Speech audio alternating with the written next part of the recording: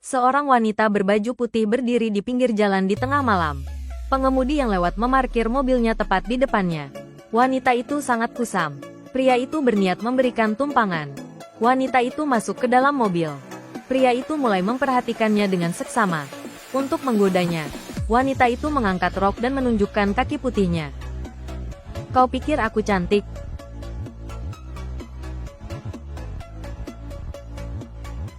Mau pulang bersamaku?" "Tentu." Kemudian mereka sampai di sebuah rumah bobrok. Melihat rumah bobrok itu, wanita di dalam mobil itu hanya mengucapkan beberapa kata. "Aku sudah lama tidak pulang. Apa yang kau bicarakan? Tidak mungkin ada yang tinggal di sini." Pria itu, Seno, berpikir Rani salah tempat. Tetapi ketika ia menoleh dan bertanya, Rani telah menghilang. Seno memilih keluar mobil dan berdiri di depan pintu. Seekor kelelawar keluar dari dalam.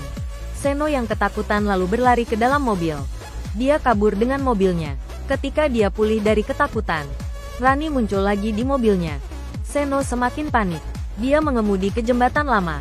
Saat gelombang jeritan terdengar, Seno diserang. Keesokan paginya, polisi tiba di sana. Tapi, ada yang aneh. Polisi tidak menemukan tubuh Seno. Tidak ada tanda-tanda perkelahian di dalam mobil. Ari dan Sony tiba di lokasi kejadian. Keduanya menanyakan beberapa pertanyaan ke polisi. Setelah obrolan itu, mereka mengetahui bahwa korban memiliki pacar. Keduanya pun segera menemukannya. Pacarnya sedang menempelkan pemberitahuan orang hilang. Ari berpikir hilangnya Seno sangatlah aneh. Jadi dia bertanya tentang beberapa hal di kota. Temannya menceritakan sebuah legenda. Jika ada seorang gadis yang tewas beberapa tahun lalu di jalan sentral.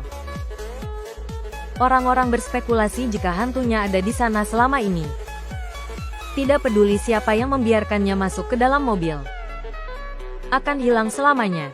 Kedua orang itu mencari banyak informasi di internet. Dia menemukan laporan tentang kejadian itu.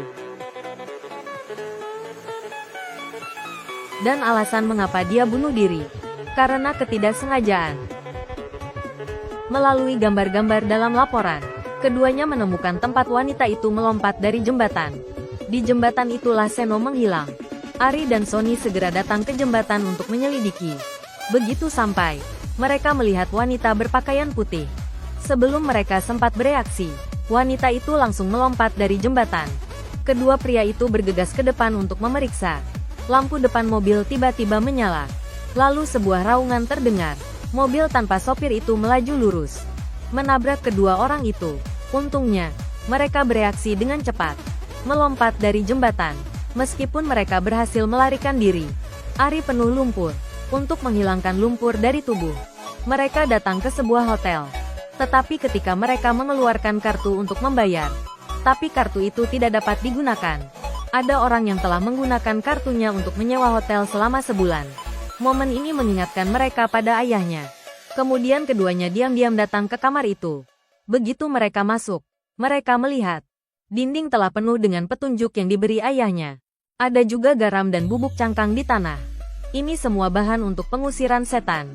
Sesuai dengan situasi di lokasi, ayahnya tampak aneh. "Apa yang masuk ke kamar?"